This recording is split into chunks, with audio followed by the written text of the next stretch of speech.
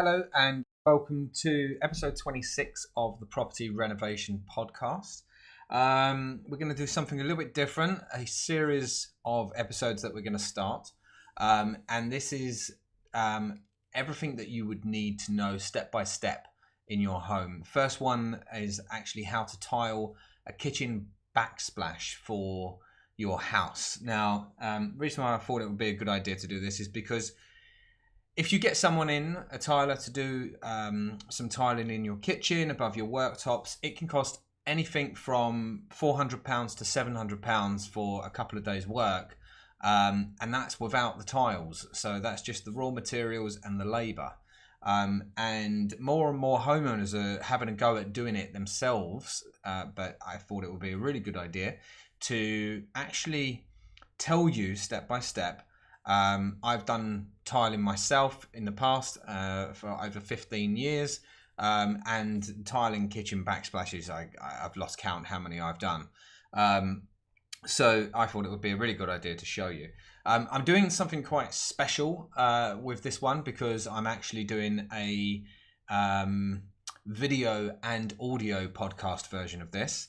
And to see the video side of this, then you would have to come into our private Facebook group, and you can go to facebook.com/groups/the Property Renovation Podcast, and then you'll be able to see all of the images that I'm showing right now. So I'll start off. How to tile your kitchen backsplash. First of all, I'm going to talk about the tools that you will need. You're going to need several of them. And you can go to anywhere like Screwfix, B&Q, that kind of place, to get the cheap versions, just to do it once for yourself. So the first thing that you're going to need is a tiling trowel. Don't get too mixed up because there are different size notches on each trowel, and you need the right one to do a kitchen backsplash. So the notches on the trowel really determine how large the tile is. Now, typical backsplash tiles are anything from 20 centimeters wide, 10 centimeters high. Quite common these days are metro tiles going onto the wall, or maybe some 150 millimeter, so 15 centimeter tile square is a common one as well. So to tile with those kind of tiles, then you need a 10 millimeter splashback. 10 millimeter trowel for that, and this is the one on the right in the video. Then you will need a tile cutter of some sort. I've put three options here, and one of them is a pencil tile cutter. So literally, it looks like a pencil. It's just got a sharp point at the bottom, and you would then put that against a straight edge, put that on top of the tile, and press firmly down, and then cut the tile by just scoring it, and then you can snap it in half. You've got a snap cutter, which does the same thing, but it's kind of like a set of grips at the same time. So you would then score with the little wheel that's on it, and then you would put the tile in between the grip and press down firmly to cause that break that your hands would have actually done if you were using the pencil tile cutter. If you've got a little bit more money to spend and you want to be a bit more professional, then you can have a manual tile cutter, which is literally providing you with a platform to put the tile on. It's got a measuring gauge and then a lever, which you would basically put the tile in between the tile cutter, and then you would score down, press down firmly on the lever, which would then actually cause the break to happen. So that's the type of cutters that you can have. The next slide I want to show you is that you would need PVA. The reason why you need PVA is because you need to bond the wall first. If you've had your walls newly plastered, then this would seal the wall. Then you wouldn't get the effect of putting the tile on with the adhesive and then on top of the plaster, because then what happens is there is a suction effect, which then causes the adhesive to dry and pull the plaster away from the wall, and that's what you want to avoid. So then you would use something like this to just seal the plaster, and then you've got a really clean surface the adhesive will bond onto. So that there's a paintbrush in the middle. You will just put that, mix it up with water, and then put it in a roller, like a paint tray, a mini paint tray, and then use the paintbrush to just brush it all over the walls. You just need one thin layer, and that's it. Let it dry, and then you're good to go. The other thing you would need is, thinking about health and safety, you would need some latex gloves and you would need some safety goggles. Just so that when you're cutting these tiles, little specks come off of the tile and you don't want them flying in your eyes. So best to cover your eyes. You would also need some spacers, a spirit level and a pencil. The spacers, particularly with a wall in a kitchen, you don't really want a gap between the tiles any more than 2 to 3 millimeters. On a floor, you would use something like 4 or 5 millimeters, but on the wall, really you want to keep those lines nice and thin. Then you would need the spirit level and the pencil as well, just to mark on the tiles. You're going to need some adhesive. This is the glue that will keep the tiles to the wall. And there are several types out there on the market. You can have the powdered based adhesive, which then you would need to mix up in a bucket to a fine consistency, and then you can use it for that.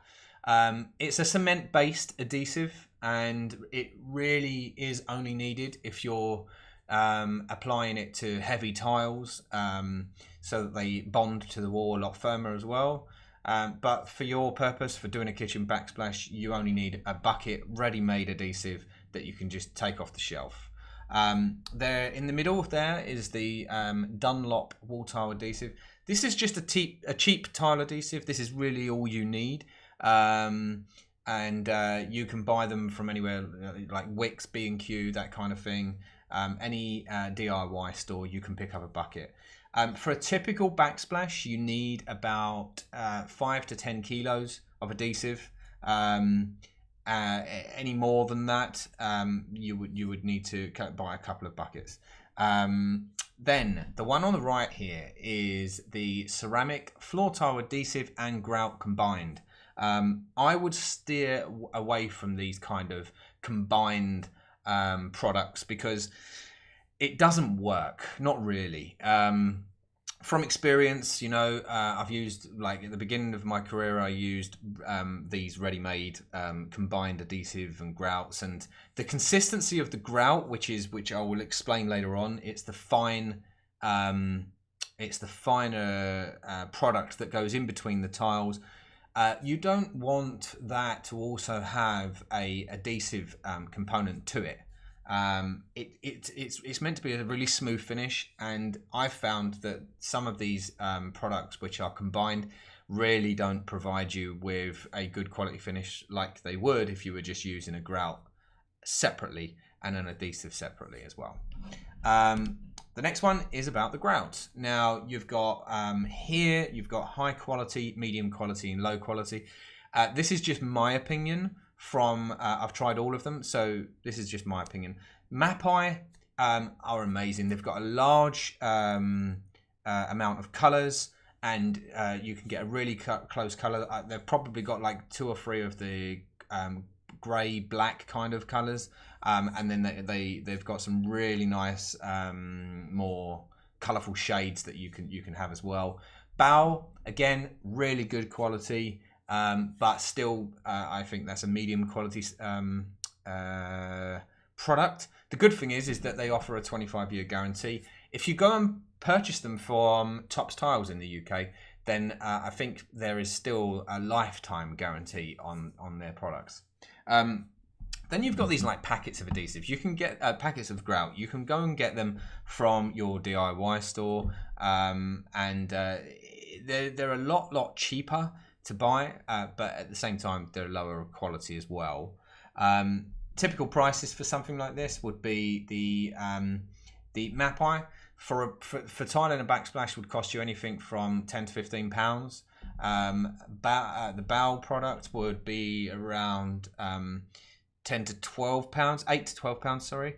And then you can probably pick up a bag of white grout from Unibond for about 6 or 7 pounds, something like that. So once you've got all the products, this is what you need to do. First, you need to check your worktop and make sure that it's level, completely level. If you start to find that it's dipping in one way or the other, then you're going to have to consider where you're going to start your tiles and how much gap you're going to have underneath. You should always start with a full tile at the bottom of the worktop and then work your way up. So it's really gonna, if you've got an uneven surface to start off with, you're really gonna get yourself into a few problems down the line. Then you need to center the wall. The reason why you need to do this is because you want to have an equal cut distance either side. And so if you imagine you've got one side, one wall on one side, then you start to tile from one side, left side or right side, and then you end up getting to the other side and you find that you've got a really silly small sliver of tile, or you've got a massive gap where you can't even cut the tile, and just putting some grout inside there is going to look really, really ugly. So you want to try and work out where it's best placed, where it's best to place the first tile so that you're going to get an equal distance on both sides. Then you want to measure the distance between the top of the worktop and underneath the wall units, and you want to then measure each height of the tiles so that you know how many full tiles you're going to have and what the cut is going to look like at the top. And then you can fully prepare yourself whether you want to use the 2mm spacers or the 3mm spacers, because that could end up making a little bit of difference when you add them all up as you're going along. So then you need to work out the tile position. So you need to center the tile and apply the center of the tile to the center of the wall distance, and that is where you usually would start your tiling. Then you need to protect the worktop. If you've got any sockets, take out the screws, loosen them. You really want to start to tile behind the sockets. If you don't do that and you're going to have to cut around the socket, it's just not going to look nice. So remove the screws of the sockets. You do not need an electrician. You just need to take out the screws and remove the socket away from the fixing behind it so that you can get a tile behind. Okay, next you need to prepare the tools for tiling. So you need to open up the adhesive or mix the adhesive up. You need to have the trowel on standby. You need to have your cutter ready. You need to have your spacers out of the packet. My little tip is always have a bundle of spacers at one end of the worktop and then another bundle of spacers at the other end of the worktop, so then you're not fundling around and finding out where the spacers are. Then you need to have some water ready, so get a couple of buckets of water, because you don't want to, the first time you're going to do it, you're going to get adhesive on top of the tiles as well. You don't want that to dry because you're going to end up applying a lot of pressure to clean it, and it's just going to cause a mess, and you might move the tiles, etc. So just have the water ready by the side with a sponge. Put your safety goggles on, put your gloves on, and you're ready to go. You want to start applying the adhesive to the tile or the wall. In my opinion, I'm more comfortable when I'm doing a kitchen backsplash. I am more comfortable in using the trowel to apply adhesive to the back of the tile and then putting the tile on the wall. I just prefer it that way. It's a lot less mess. And then you can gently apply the tile to the wall, and you just want to move it a slight amount and push onto the wall at the same time. Don't push too hard, you might break the tile. So just apply it, just a little touch, and then that's it. It will do the rest, and it will bond to the wall. Apply the spacers in between and move on to the next tile, and just do that so on and so on and so on until you've completed the wall. Next one is to open up or mix up the bag of grout.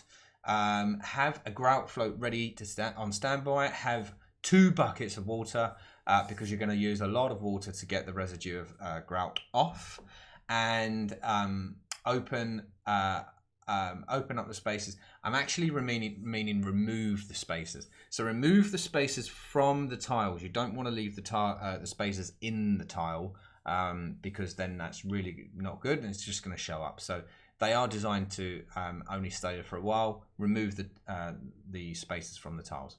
Have your sponge ready and have a set of gloves ready. You're going to go through quite a few latex gloves, so you just want to keep them to the side so that you can change when you need to. You want to clean the tiles to remove any excess adhesive first. So just have a real good look all in between the tiles as well, just in case any adhesive has pressed through the tile grout line from you pressing the tile onto the wall. So you just want to remove that and give it all a clean so you can't see any excess adhesive at all. Mix up the grout as per the instructions. The key thing here is to not have it too watery. So I would put the powder in first and then apply a little bit of water, more and more as you go along, until it gets to a consistency where if you're putting it on a spoon or you want to put it on the grout float, it shouldn't fall off. It should just stay there, and then that's the consistency you want it to be. Apply the grout to the float, and then spread onto the tiles evenly. Just making sure that you get really in the grout lines by applying a little bit of pressure, just so that you've got it in there. You don't want just a thin layer. You want to try and get as much as you can in there as well. I would probably, like, every square meter of applying the grout, I would go back and just wipe down ever so slightly after about 20 minutes with a damp sponge. Not too watery, like you shouldn't be seeing water dripping out the sponge at all. You just wring the sponge out and just so it's slightly damp, and then just give it just a soft wipe over, just so that you're already getting that the residue off of the tiles as well. And don't put the sponge into the grout lines. Just very on an even surface. Just apply that sponge along the tiles. Okay. Once you've done that, you're going to need to apply the sponge a couple of times. So wring it out, clean it in clear water, and then apply it again and again and again. And just give each time 10 to 15 minutes as you're going along. You're probably going to need to do it if you've got like a gloss tile or a matte tile, then you're probably going to just need to do it 4 or 5 times. If you're dealing with anything like natural stone, then you're going to need to do it a little bit more. Especially if you've got mosaic tiles as well. There's a hell of a lot of grout lines in mosaic tiles, and to be honest with you, this podcast today isn't really applying to mosaic tiles. Mosaic tiles are a complete different world in how you would cut them, how you would treat them. So maybe I'll do that next time. Next one is that your job is done. You're literally you've cleaned the tiles overnight. Leave it to dry, then you'll come back the next day and you'll have a very, very slight residue on the tile. All you want to do is just get a paper towel, apply a little bit of spray of water, and just give it a wipe over, and then you're good to go. You can put the screws back into the plug sockets, fix them back to the wall. Don't apply too much pressure, don't tighten too much, because now there's a tile behind them and it might crack. So you just want to, just until it starts to get taut, and then you're good to go. And that's it, pretty much. The only other thing to consider when you're doing the kitchen backsplash is the silicone finish. If you're doing this for the first time yourself, I probably would steer away and watch someone that applies silicone as a profession and see how they do it. It can be a real mess if you're trying to do it first time yourself. So probably steer away from it. But yeah, that's it. So I hope that's really helped you. And like I said, the podcast, it really would be a lot better if you can come into the Facebook group so that you can actually see the videos and you can see what I was talking about. Just a reminder to get back into there. If you go facebook.com/groups/the property renovation podcast, then you can come in there and you'll see the video. But do come in there, because there's a few people. We're getting bigger and bigger and bigger in the Facebook group, and the more people in there, the better. I will start to apply more information in there for free as well, and you can start talking amongst each other and helping each other out as well, and try to bring this as a community. I hope you enjoyed this podcast, and if you have, please leave a review. The more reviews we get, the better. The more people the podcast will be displayed to as well. I think we have almost got over 7,000 downloads now. So it's growing. It's growing really, really well. Thank you very much for listening, and see you on the next episode.